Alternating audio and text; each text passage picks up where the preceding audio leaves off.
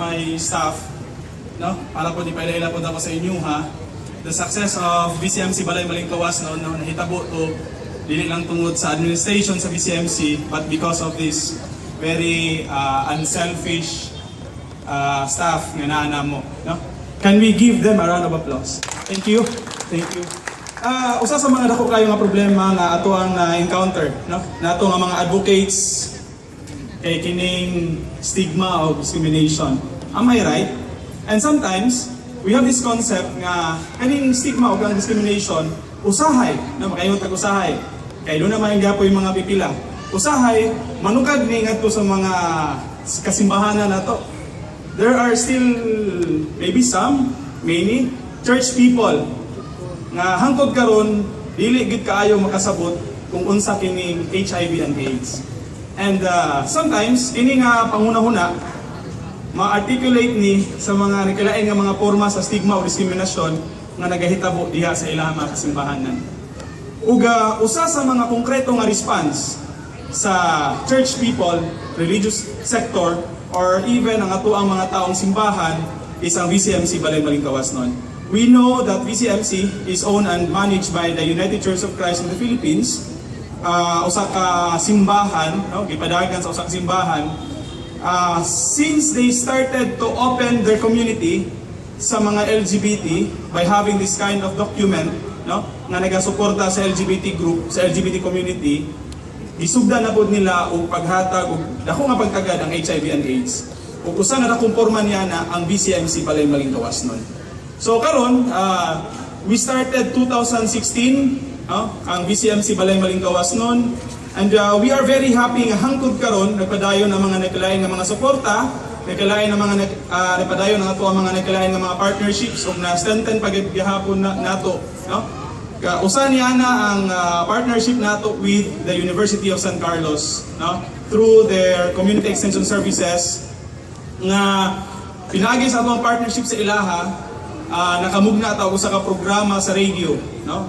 Ang Lamdag ug ang Paglaom. This kind of program, radio program, will help the community to be enlightened, to be usaman, no? Para sila maistoryahan, para sila makakatuno, para sila malamdagan kung unsa ang HIV and AIDS. Ug magkahatag usab og paglaom para sa mga PLHIVs nato nga nawagtangan na og paglaom. So this Lamdag ug Paglaom is a radio program in partnership with the University of San Carlos aron paghatag ug pagtagad sa HIV and AIDS ug sa mental health. Kay we know nga kani sila interconnected ni silang duha.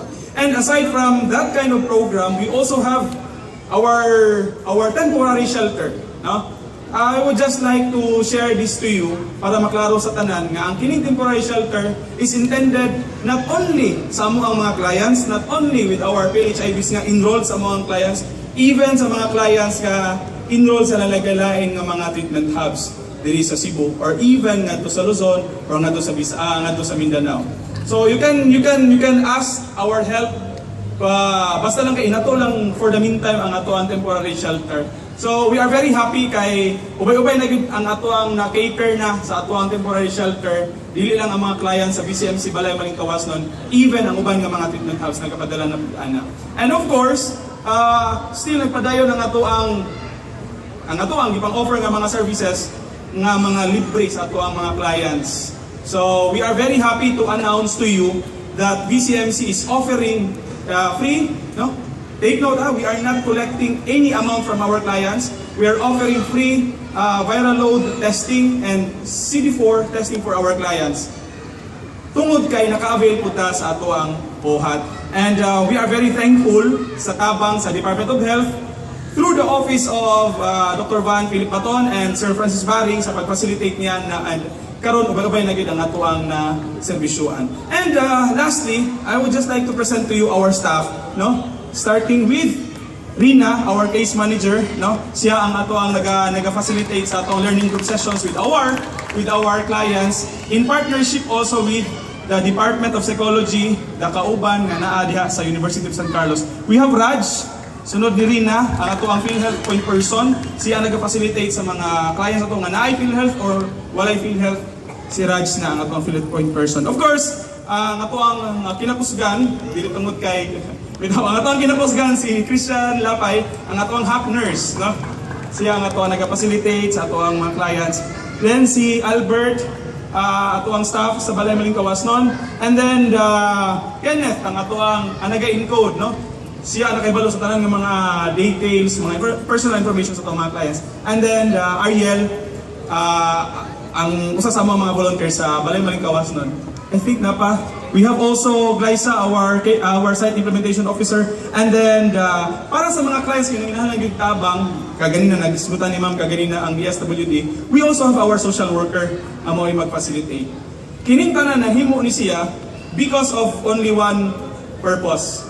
That is to help our PLHIV community.